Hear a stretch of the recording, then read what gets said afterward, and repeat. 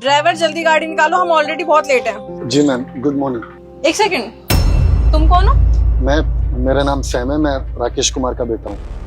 Actually आज पापा जी की तबीयत खराब है तो मैं ही आप लोगों को पिक करने के लिए आया हूँ। अरे मैम, उस बुड्ढे की ना कोई तबीयत खराब नहीं है।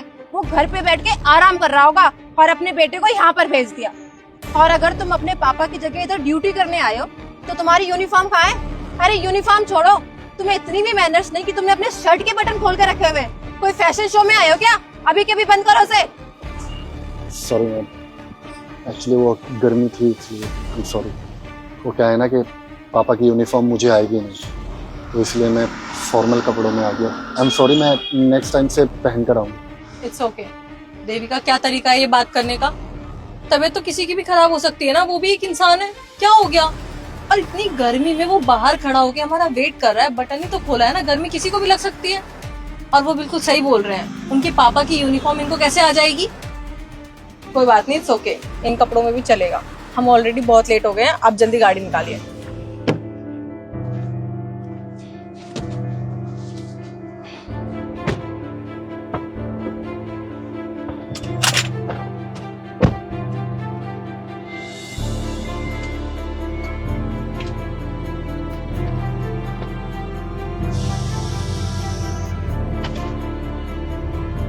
अच्छा सुनो, तुम क्या करते हो?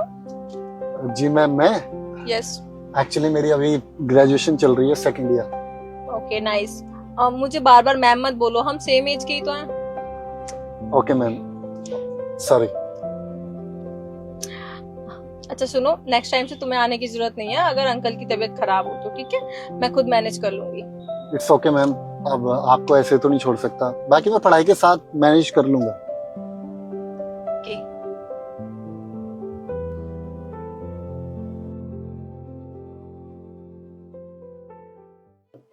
Okay, see you around. तू यहाँ पे भी आ गया? और तेरी इतनी हिम्मत कि तू इस कंपनी के बॉस की चेयर पर आकर बैठ गया। मुझे लगता है जो मैंने तेरी बेइज्जती करी थी ना, वो तेरे पल्ले नहीं पड़ी। इससे पहले मैं तेरी और बेइज्जती करूं। तेरी भलाई इसी में है कि तू चुपचाप यहाँ से उठकर चला जा। आपने यहाँ पर एंट्री करने से पहले बाहर जो नेम प्लेट लगी हुई है वो पढ़ी थी? हाँ पड़ी थी। क्या लिखा था उस पर? Mister Sam Kumar. और मेरा नाम आपको मैंने क्या बताया था? सैम। मतलब आप इस कंपनी के ओनर हैं? राइट, मैं ही इस कंपनी का ओनर। बोलने से पहले कुछ सोच तो लिया कर। बैठ। सॉरी सर, इसकी तरफ से। मेरी मीटिंग आपके साथ ही फिक्स हुई थी? जी हाँ, आपकी मीटिंग मेरे साथ ही थी।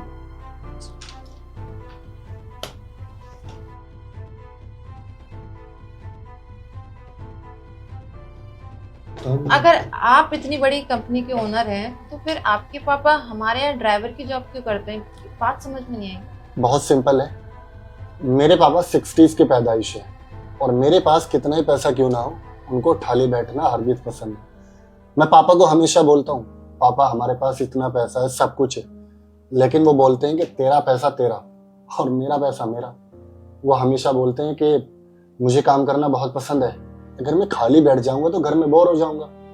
और मेरे पापा का और सताक्षी के पापा का बहुत अच्छा रिश्ता है, वो दोनों फ्रेंड्स हैं। और पापा ने हमेशा चाहा कि जब तक भी मैं ड्राइविंग करने लायक हूँ, जब तक मुझे अच्छे से दिखाई देगा, तब तक वो इनके पापा की सेवा करेंगे। तो बस इसीलिए आज पापा नहीं आए तो मैं आ गया।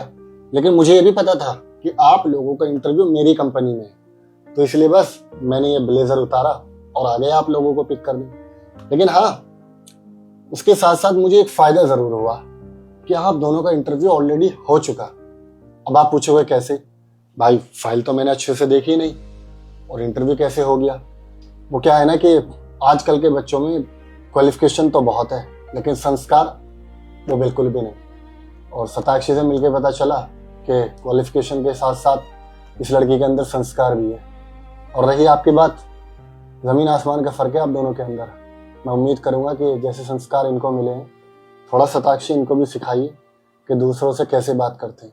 और हाँ, मेरे पापा सच में बीमार हैं, उनको फीवर है और वो कोई बहाना नहीं लगा रहे कि वो यहाँ ना आ सके आप लोगों को पिक करने के लिए।